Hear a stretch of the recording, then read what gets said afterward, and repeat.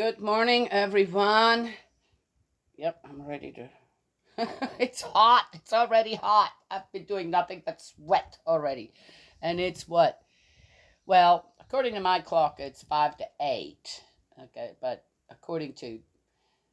All right, it's 5 to 9. Okay, it's 5 to 8. Why do I have to be so stubborn? I'm not stubborn. I have animals to take care of here, and I've got. Yep, the creation, the principles of creation out there, they don't care that we decided that, okay, let's chuck up an hour, further up, forward, let's go forward. It's still going out there according to on how day and night is designed by whom? Yes, God, of course. And the animals, of course, what do they go by? Of course, their guidance by God. The nature on how it is designed out there, the seasons on how they are designed out there, and of course, okay. So what does it matter? Okay, for example, now we're going into summer. We're in spring now. We're going into summer, and the bugs are. Oh yeah, but I mean, hey, come on now, right? And our horses, for example, yeah, our horses, the pigs too, not as much for some reason. The chickens they don't seem to be bothered by flies, this and that, but the horses are bothered by flies big time. Okay, so bothered, and if you go and read up on how fleas and ticks and flies and the symbiotic mosquitoes, the symbiotic relationship we all have with each other, plus the animals, with everything out there, it's pretty amazing. Okay, do you want it in great quantities? Right? I've seen some dogs, not our dogs, though we had a problem here for a while as well, with fleas, that they had to say, okay, this is just not, no, something needs to be done. And it's every time when I wasn't here. Okay, just saying. It takes a lot of work to keep things running properly and organized, and yeah, and keep on top of things. And but if you go read up on it, some here, some there. It is what it is. Everybody survives, kind of together. Yeah, give a little, take a little, kind of thing.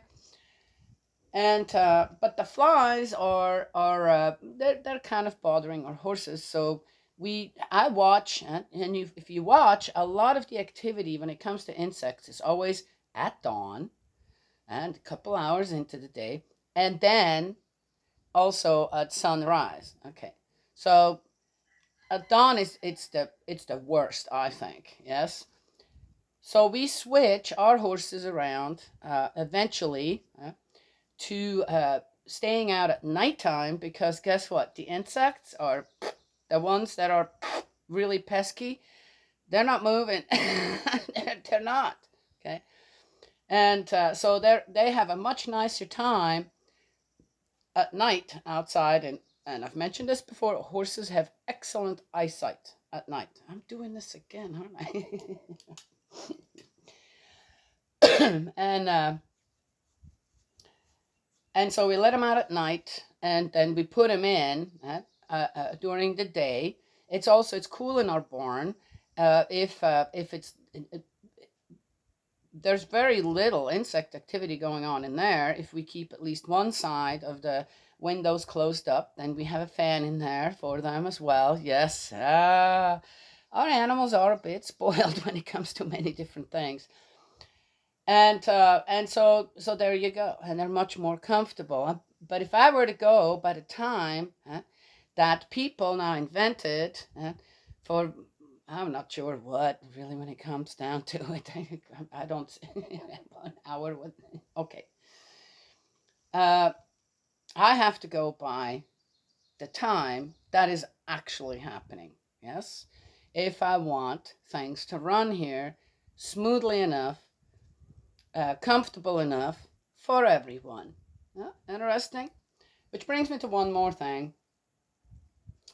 I don't like when people use children in their empathy, sympathy stuff. I very much do not like that.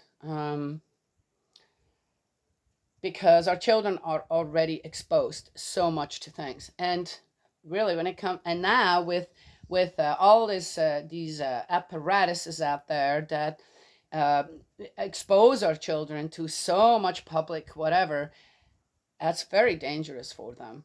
They're not protected like that, and there is nobody else out there doing that, causing that, except for all of us. I'm gonna bring up one thing that I hope is being going to be understood properly. I am not a fan of pageants or beauty pageants in particular. I think that every woman has beauty within themselves on the outside as well. And I've talked about that on how I found in people, not just women, but men and children too, where suddenly something would stick out that would be unbelievably beautiful on that person. Yes?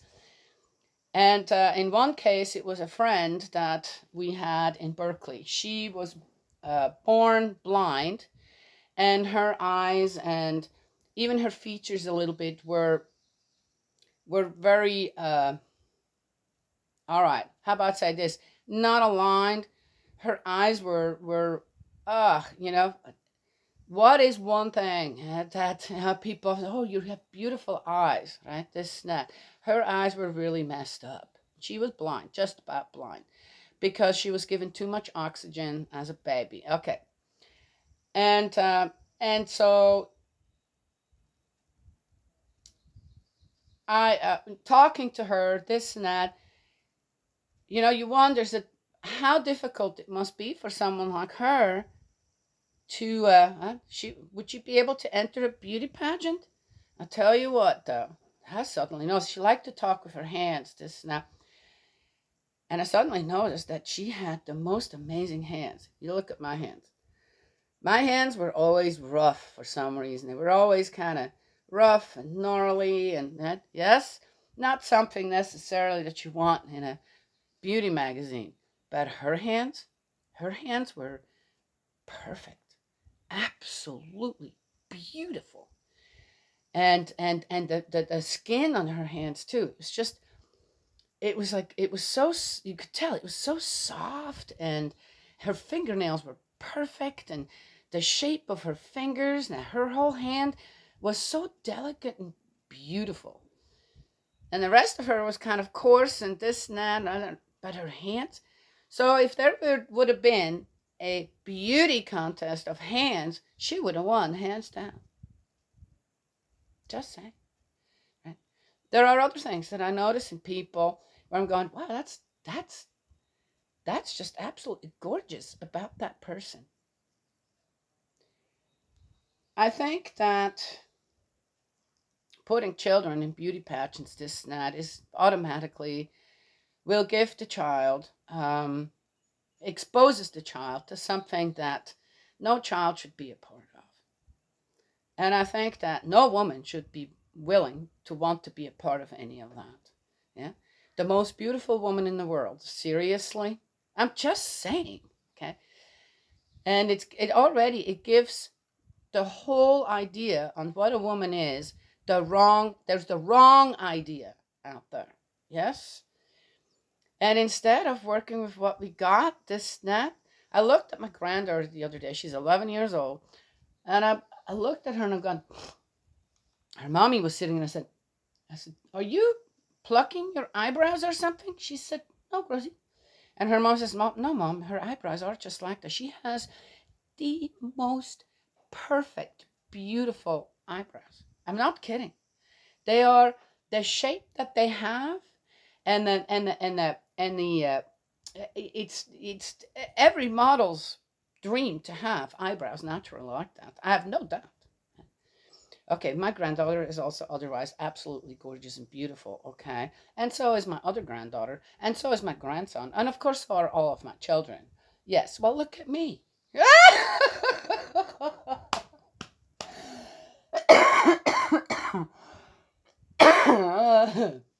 My husband had absolutely nothing to do with that. Okay, just say. And something came to my mind. I thought, why are people doing this? So here it is.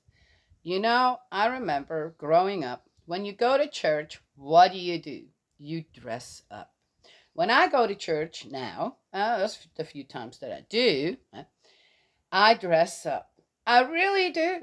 And I make myself look pretty. Okay? Yes? And I think I do. Yeah? And that is one way. Why? Why is there dress code? Why do people feel that it is important when you go to church, yes, meet God per se, with everyone else? Why does one pretty themselves up? Put on nice clothes, Sunday clothes, this now. Because it is an environment where it should be completely unbiased when it comes to that. Yes? Everyone looks their Sunday best. Everyone. Right? Oh, wow, look at that. That's wonderful. Right? And children are also in their Sunday best. Wear these beautiful frilly dresses or a suit as a boy, this now. And they are in what? A protected environment. Hopefully. Yes. I'm not sure if I'm getting my message across here on how, again, to use children for beauty stuff, to use children or women for that kind of stuff, to use children or women for, women, children, girls and boys, to get your message across, you're doing something wrong. You're putting children out there suddenly unprotected now. You've got to remember that evil always goes after the weakest ones. I've mentioned that with cussing and cursing. It's the same thing. Yes? Always the weakest ones. The negative energy, in a way, or the jealousy that gets created over certain things. The greediness, then. The lust. Yes? Beauty and lust, sadly. That's there, right there. Hey, very much plays a big role in all this. And it is never in favor of the side of goodness. It just isn't. Anyway, okay, let's get going.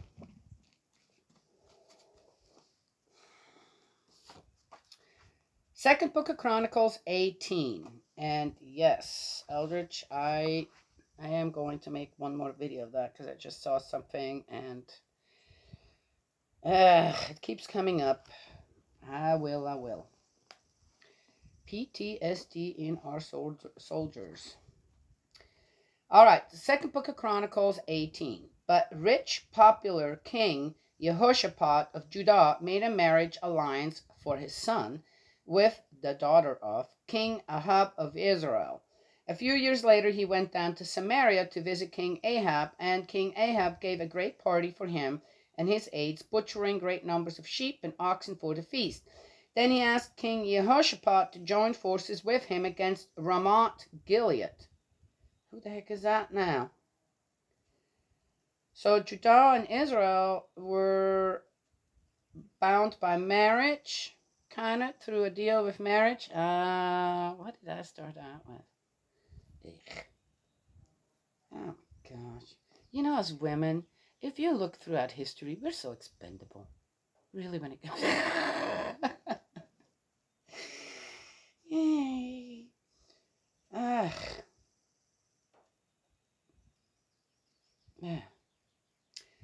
Why, of course, King Jehoshaphat replied. I'm with you all the way. My troops are at your command. However, let's check with the Lord first. Oh. So King Yehoshaphat has managed to stay out of wars because he prepared really well when it comes to defense, right? Now here, guess, let's see what's happening. Yeah. So King Ahab summoned 400 of his heathen prophets and asked them, shall we go to war with Ramoth Gilead or not? And they replied, go ahead, for God will give you a great victory. But Yehoshaphat wasn't satisfied. Okay, who are these heathen prophets? It says heathen prophets here. I'm assuming they had nothing to do with God, our God, right? They had all these other gods that they were beholden to, or okay, that's it. My feeling always is with prophets, this narrow people that are preaching, teaching outside of God's guidance. They know. They know full well. They're just very good at manipulating people and putting some kind of a flea in your head. And when one goes and looks at, and I've said this before as well, when you go and look at the certain sayings that someone said, a philosopher or a prophet, or this, and you actually look at it and you're going, and you think a bit more, you think a bit past your own nose, you're going, that's not true. Sounds good, but it's not true. Huh? How? And I'll give you the easiest example that's out there. Live and let live. Sounds great, doesn't it? Do you know what that all entails? Live and let live? Okay, just saying.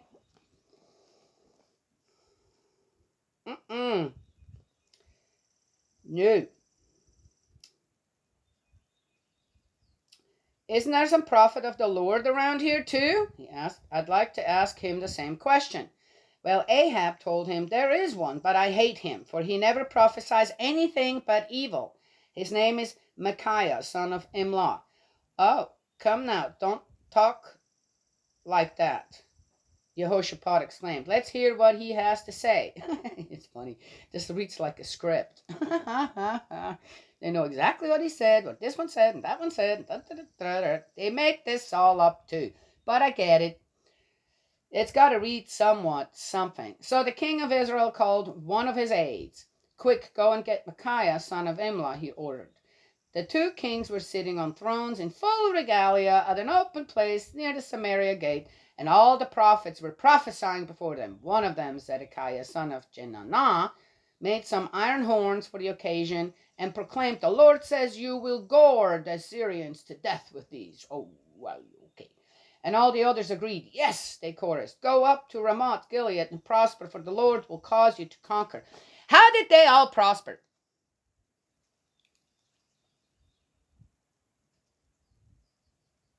The loots? Has it been too long and there isn't enough loot anymore? I'm just asking. Weird.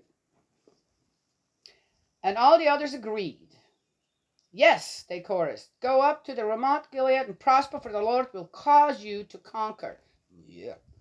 The man who went to get Micaiah told him what was happening and what all the prophets were saying, that the war would end in triumph for the king. I hope you will agree with them and give the king a favorable reading, the man ventured. So they sent someone to say, look, this is what's going on, and we want you. He's all alone. Micaiah is all alone against 400, that's what it says here, other prophets. So Micaiah is all alone under what? The guidance of God. But he's already being pressured into doing what? Before he even gets there. Right? Yes? I hope that, you're going to be, rather than, okay, here is King Yehoshaphat, and says, okay, now I've listened to all them other gods. Which again is a, what? He's even doing that? What's going on there when it comes to all that? I said, let's listen to one of our guys. Yes? Okay, let's see what happens. But Micaiah replied, I vow by God that whatever God says is what I will say. That's the rod of iron right there. Let's see how well he'll do. Probably has to give his life. When he arrived before the king asked him, Micaiah, shall we go to war against Ramoth Gilead or not? And Micaiah replied, "Sure, go ahead. It will be a glorious victory." "Look here," the king said sharply. "How many times must I tell you to speak nothing except what the Lord tells you to?" It won't matter what he says. They're not going to like it, right? Then Micaiah told him, "In my vision I saw Israel scattered upon the mountain as sheep without a shepherd. And the Lord said, their master has been killed. Send them home." Didn't I tell you? We read this already before, so now we're reading it again. "Didn't I tell you?" the king of Israel exclaimed to Jehoshaphat. He does it every time. He never prophesies anything but evil against me. How was that evil against him? Because Ahab wants to do whatever Ahab wants to do, but so can't help it to get guidance anyway. And here is Micaiah saying, "Well, you're going to go against God's will, but all right, we'll go ahead." And Ahab then, see, he's just talks bad about me. So there's no reflection going on, right? And that's a king. That's someone that rules over a whole bunch of people. Absolutely unqualified. I'm just saying. All right. Blah, blah, blah. "Listen to what else the Lord has told me," Micaiah continued. "I saw him upon his throne surrounded by vast throngs of angels. And the Lord said, who can get King Ahab to go to battle against Ramoth Gilead and be killed there?" Oh, there were many suggestions. But finally, a spirit stepped forward before the Lord and said, "I can do it." "How?" the Lord asked him. He replied, "I will be a lying spirit in the mouth of all of the king's prophets." "It will work," the Lord said. "Go and do it." So you see, the Lord has put a lying spirit in the mouth of these prophets of yours, when actually he has determined just the opposite of what they are telling you. What did I say before we read this part now? These 400 prophets, do they believe actually in anything? Or is this just about pleasing whom? Are they pleasing even their own gods, because they don't exist? Or are they just listening to, okay, what do we need to say to stay in our position, to do well, right? Yes? Yes, the outcome could be one or the other. Well, you must have done something wrong. If you lose, you must have done something wrong. If you win, yeah, all the gods were on their side. Right? Yes? Okay, just saying. And Micaiah, in a way, however, okay, is telling King Ahab, your prophets are all lying, and just letting you know. So you see, when you walk with God, when you let God guide you, when you let God's teachings, Jesus' teachings, the divine principles teachings guide you, true parents, you will know. You're clear about what that is, okay? What path to go, what to follow, what to be guided by, what to do and what not to do. Yes, you just do. Micaiah did, obviously. That's what Micaiah is doing. Just trying to explain that. Then Zedekiah, son of Jenanah, walked up to Micaiah and slapped him across the face. "You liar," he yelled. "When did the Spirit of the Lord leave me and enter you?" "You'll find out soon enough," Micaiah replied, "when you are hiding in an inner room. Arrest this man and take him back to the governor Amon and to my son Joash," the king of Israel ordered. "Tell them the king says to put this fellow in prison and feed him with bread and water until I return safely from the battle." Micaiah replied, "If you return safely, the Lord has not spoken through me." Then, turning to those around them, he remarked, "Take note of what I have said." So the king of Israel and the king of Judah led their armies to Ramoth Gilead. Well, what about Jehoshaphat? I mean, he's not going to say, we're listening to this guy because that's the God I'm guided by. But it's not. So what happened? What happened to the king of Judah here now? He's not saying anything. And he's letting them put Micaiah where? In prison? That's weird.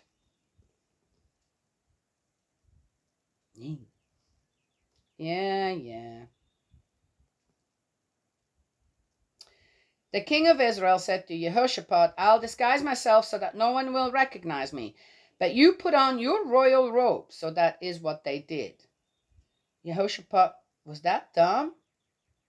Now the king of Syria had issued these instructions to his charioteers: ignore everyone but the king of Israel.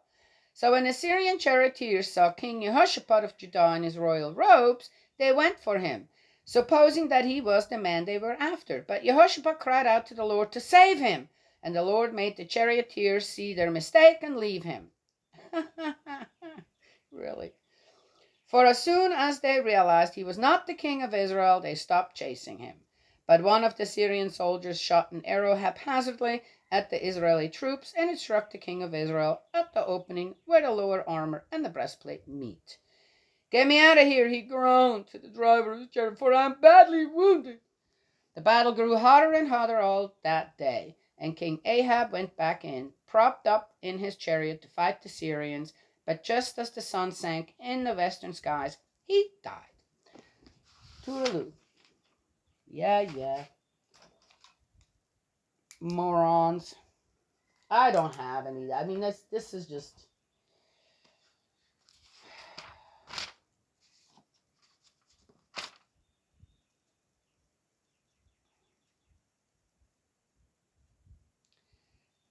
You want to be a leader out there. You want to be a king out there. You want to be a queen out there. You want to be the top gun out there. Then you should know you want to be the head of a household. You want to be a father, a mother, raise your children.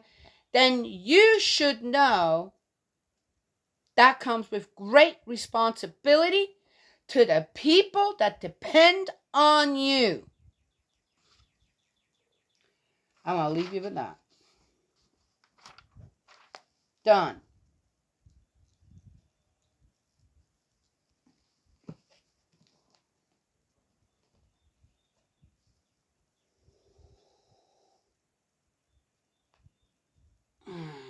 Micaiah. See, now I know why I like the name Michael, Micaiah, McCall, right? Micaiah. There is something to worthy names. I think that's true. We've always named our children, in particular me, with a story that goes with their names. A person, a good person, a very good person, very much admired, that goes with that name. The story of, where there is a lot of merit attached to the name. Yes? Anyway. And I think that's important.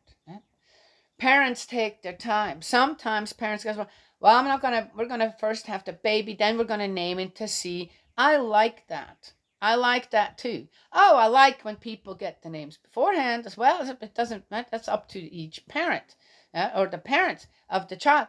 But the thing is, give it some thought why you are naming your child for the rest of their life. They're going to be called that. Yes? And remember, even if, for example, when we named our son Ishi, I-S-H-I, after the Native American, yes, that also was called Ishi, but they never knew his actual name because, okay, all right. People thought, well, that's a weird name. Why did you do that? Because if you read the book Ishi in the Wilderness, it's an amazing book. This was an amazing man. Amazing. And on how and I'm saying that it's not because, he lived in the wilderness, he managed to feed himself well, but then and then he was, no, it's because of his attitude once he was in society, met civilization.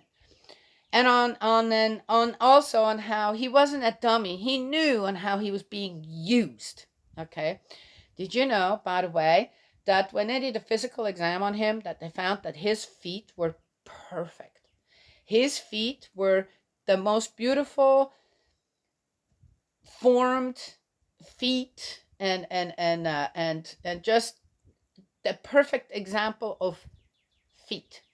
Yeah. Yes, that's something. Yeah, but it was his attitude. It was his attitude on how he, as I said, he wasn't a dummy. He knew on how he was being used, but he had such a heart towards people, such a wonder on what there was out there now, on how things go, but also such a heart towards people. A just very forgiving and giving heart. Yes? Yeah. Mm. Yeah, you spend so much time by yourself because you have to, not because you want to. Looking for a friend. Yeah, okay, all right, I'm just saying. Well, anyway, um, my son, not too long ago, about 10 years ago or something, came and he says, Mom, I love my name. Whereas, one was like, oh, he's going to grow up with a name that not everybody has. I don't know anybody else who's named Ishi. And he says, I love my name. I absolutely love my name. We did not give any of our children a middle name that if they wanted to change their name, they could. Yes, right? Yeah. Because I love my name. Everybody loves his name. You think it's because it's a weird name or that hardly anybody else has that name, or right? No, it's because the intention that went with giving our son that name, that particular name, and the person behind it. Yes. So, how about in this passage, Micaiah is giving a message, and it's not just about Micaiah having the visions, this and that, but who's standing behind Micaiah, guiding Micaiah. Yes. Mm.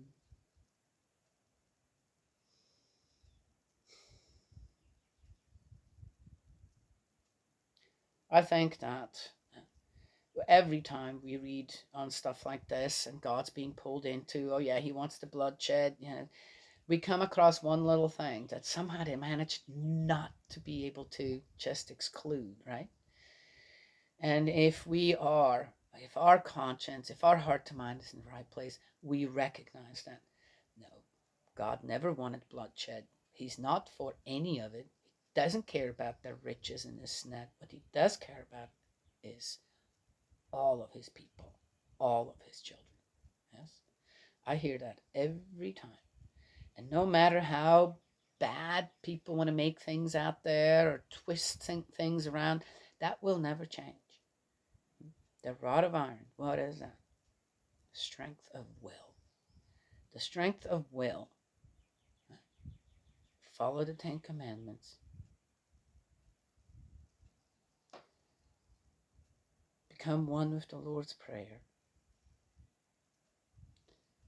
And restore the family pledge.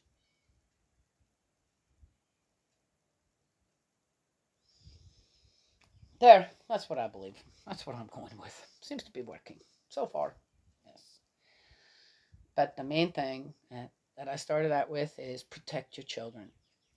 I'm getting to the point where I have to say, I think children shouldn't be photographed. They shouldn't. If so, then keep it to yourself. They shouldn't be out there in public like that, being exposed, unprotected. It's just too vast now. And they definitely shouldn't, yes, be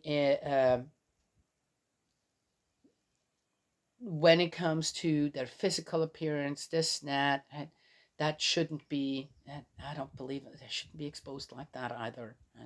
Well, what about their talents? If they're good in music, this, that, let them grow up. Let them really study it. Then when they become adults, if it's meant to be, then they're going to be, what? Fantastic and fabulous. Yes? In the meantime, take them to church. Let them play the piano there. Let them play the fiddles there.